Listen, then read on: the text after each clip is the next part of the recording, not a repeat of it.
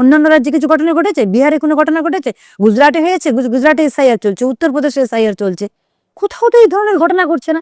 BJP শাসিত অবিজেপি শাসিত রাজ্যের সমস্ত রাজ্যে কিন্তু সমস্ত রাজ্যে পরবর্তীতে হবে, ধাপে ধাপে হবে, সেখানে তো এই ধরনের ঘটনা ঘটছে না। তাহলে এখানে কেন ঘটাচ্ছে? ইচ্ছাকৃতভাবে এই ঘটনাগুলো ঘটাচ্ছে এবং ইন্ডিয়ান চাইছে একটা অংশের মানুষকে ভুল বুঝিয়ে উনার পক্ষে সারা জীবন রাখার জন্য উনি এটা প্রাণপাত চেষ্টা করে যাচ্ছেন।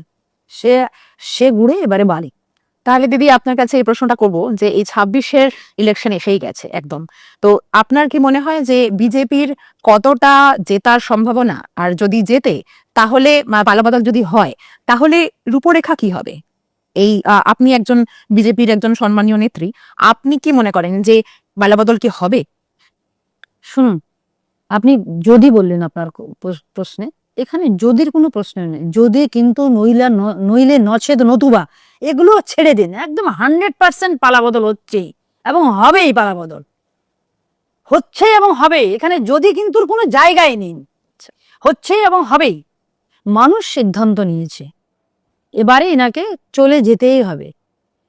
উনি যেরকম সিঙ্গুরে টাটা কারখানাকে টাটা বাই বাই জানিয়েছিলেন, এবারে রাজ্যের মানুষ, সাধারণ মানুষ, রাজ্যের জাগ্রত জনতা, রাজ্যের শুভবুদ্ধি সম্পন্ন অংশের মানুষ, রাজ্যের খেটে খাওয়া অংশের মানুষ, রাজ্যের শ্রমজীবী অংশের মানুষ, রাজ্যের বেকার যুবকরা, রাজ্যের মা বোনেরা যাদের কোনো নিরাপত্তা নেই, কত ধর্ষণের ঘটনা ঘটেছে দেখেন।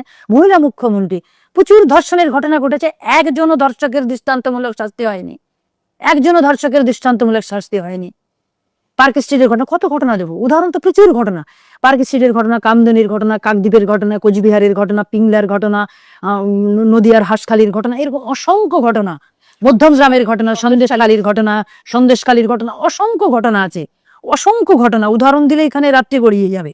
সেই জন্য কোনোটাতেই ধর্ষকদের এবং রানাঘাটে একজন যে রাজ্যে মহিলা মুখ্যমন্ত্রী, একজন 75 বছর বয়স্কের সন্ন্যাসিনী, যিনি বিয়ে করেননি, যিনি তার পুরো জীবনটাই সমাজের কাজে উৎসর্গিত করেছিলেন, সন্ন্যাসিনী, 75 বছর বয়স্কের সন্ন্যাসিনী, রানাঘাটের কনভেন্টের যিনি শিক্ষিকা ছিলেন, যিনি দরিদ্রের পর্ণকুটিরে শিক্ষার আলো পৌঁছে দেবার আপ্রাণ চেষ্টা করেছিলেন, সেই সন্ন্যাসী 2013 সালের 13ই মার্চ গভীর রাতে উনার কর্মস্থলে, উনার কনভেন্টে তিনি গণধর্ষিতা হলেন।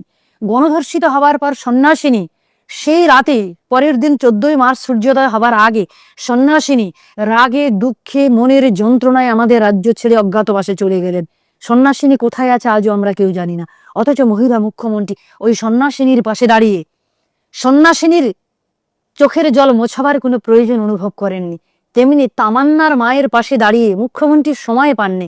এমনকি যে বিধানসভার উপনির্বাচনকে কেন্দ্র করে তামান্নার মতো একটা ছোট বাচ্চা মেয়েকে অকালে পৃথিবী থেকে চলে যেতে হলো তৃণমূল দুষ্কৃতীদের বোমার আঘাতে, সেই তামান্নার বাবা মায়ের পাশে, তামান্নার মায়ের পাশে দাঁড়িয়ে তামান্নার মায়ের চোখের জল মোছাবার প্রয়োজন অনুভব করলেন না এই মহিলা মুখ্যমন্ত্রী।